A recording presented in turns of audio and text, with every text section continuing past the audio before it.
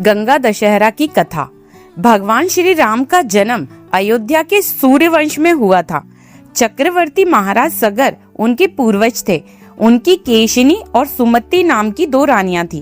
केशिनी के पुत्र का नाम असमंजस था और सुमति के 60,000 पुत्र थे। असमंजस के पुत्र का नाम अंशुमान था।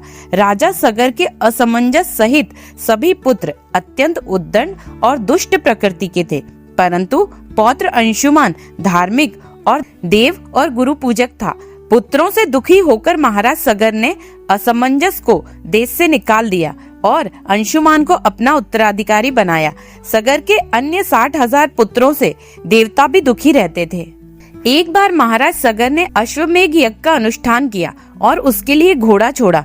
इंद्र ने अश्वमेघ यज्ञ के उस घोड़े को चुराकर पाताल में ले जाकर कपिल मुनि के आश्रम में बांध दिया, परंतु ध्यानावस्थित मुनि इस बात को जान न सके। सगर के 60,000 अहंकारी पुत्रों ने पृथ्वी का कोना कोना छान मारा, परंतु वे घोड़े को ना पा सके। अंत में उन लोगों ने पृथ्वी से पाताल तक का मार्ग खोद डाला और कपिल मुनि के आश्रम में जा पहुंचे। वहां घोड़ा बंधा देखकर वे क्रोधित होकर शस्त्र उठाकर कपिल मुनि को मारने दौड़े। तपस्या में बाधा पड़ने पर कपिल मुनि ने अपनी आंखें खोली और उनके तेज से सगर के 60,000 उद्दंड पुत्र तत्काल जलकर भस्म हो गए।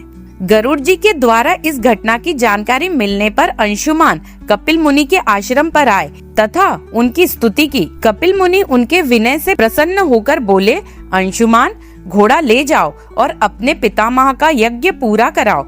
ये सगर पुत्र उद्दंड, अहंकारी और अधर्मी थे। इनकी मुक्ति तभी हो सकेगी जब गंगा जल से इनकी राख का स्पर्श हो।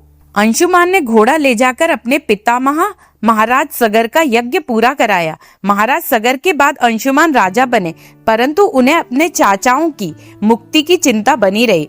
कुछ समय बाद अपने पुत्र दिलीप को राज्य का कार्यभार सौंपकर वे वन में चले गए तथा गंगा जी को स्वर्ग से पृथ्वी पर लाने के लिए घोर तपस्या करने लगे।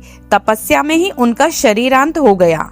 महाराज दिलीप ने भी अपने पुत्र भागीरथ को राज्यभार सौंपकर स्वयं पिता के मार्ग का अनुसरण किया। उनका भी तपस्या में ही शरीरांत हुआ, परंतु वे भी गंगा जी को पृथ्वी पर न ला सके। महाराज दिलीप के बाद भागीरथ ने ब्रह्मा जी की घोर तपस्या की। अंत में 3 पीढ़ियों की इस तपस्या से प्रसन्न होकर पितामह ब्रह्मा ने भागीरथ को दर्शन देकर वर मांगने को कहा। भागीरथ जी ने कहा, हे पितामह, मेरे 60,000 पूर्वज कपिल मुनि के श्राप से भस्म हो गए हैं। उनकी मुक्ति के लिए आप गंगा जी को पृथ्वी पर भेजने की कृपा करें।